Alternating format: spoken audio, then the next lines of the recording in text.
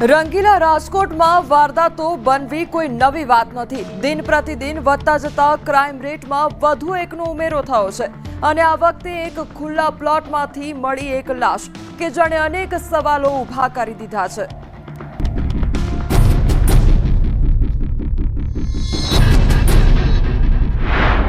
ખુલ્લા પ્લોટમાંથી મળી એક લાશ એક સવાલ અનેક। ઘટના જરૂર ચોંકાવનારી હતી। રાજકોટના આદિત્ય પાર્ક મુખ્ય રસ્તા પાસેના પ્લોટની છે, જ્યાં ખુલ્લા પ્લોટમાં લાશ મળ્યાની હકીકત પોલીસને કરાતા કાફલો તુરંત દોડતો આવ્યો। પોલીસના ઉચ્ચ અધિકારીઓએ સ્થળ પર પહોંચતા પુરુષની લાશ હોવાનું જાણવા મળ્યું। જો કે પોલીસે મોતનું સાચું કારણ જાણવા માટે લાશને પોસ્ટમોર્ટમ માટે મોકલી આપી હતી।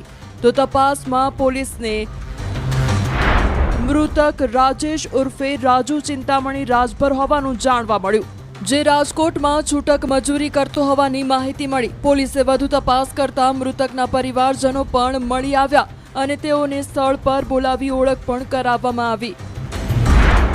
મૃતકના શરીરના ભાગે જુદી જુદી ઈજાઓના નિશાન। મરણ જનારનું નામ છે રાજેશ ઉર્ફે રાજુ ચિંતામણી દેવધર, મૂળ રહેવાસી ઉત્તર પ્રદેશ રાજ્યનો દેવરિયા જિલ્લાનો છે અને અહીંયા રાજકોટ ખાતે છૂટક મજૂરી કરી પોતાનું ગુજરાન ચલાવતો હતો। તેમની ઉંમર આશરે 25 વર્ષની જણાઈ આવેલ છે।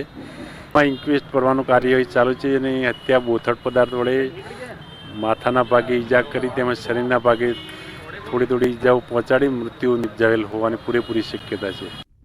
આ તરફ માલવ્યાનગર પોલીસે મૃતકના પરિવારજનોની શોધ કરી હતી અને મૃતક રાજેશના મામા સહિતના લોકો મળી આવ્યા હતા, જેઓના નિવેદનો સ્થળ પર જ નોંધી પંચનામું કરવામાં આવ્યું હતું। ત્યારે મૃતક રાજેશના મોત પહેલા તેની સાથે કોણ હતું અને તેની કોઈની સાથે અંગત અદાવત છે કે રૂપિયાની લેતી દેતીમાં તેને મોતને ઘાટ ઉતારવામાં આવ્યો છે, તે અંગે તપાસ હાથ ધરવામાં આવી છે। તો વારદાતના સ્થળની આસપાસ લાગેલા સીસીટીવી કેમેરાની ચકાસણી શરૂ કરવામાં આવી છે। ત્યારે કયા કારણોસર કોના દ્વારા 25 વર્ષીય પરપ્રાંતીય વ્યક્તિની હત્યા કરવામાં આવી તેની તપાસ પોલીસ કરી રહી છે। પોલીસે હત્યારાઓને પકડવા માટે 4 થી વધુ ટીમો બનાવી છે।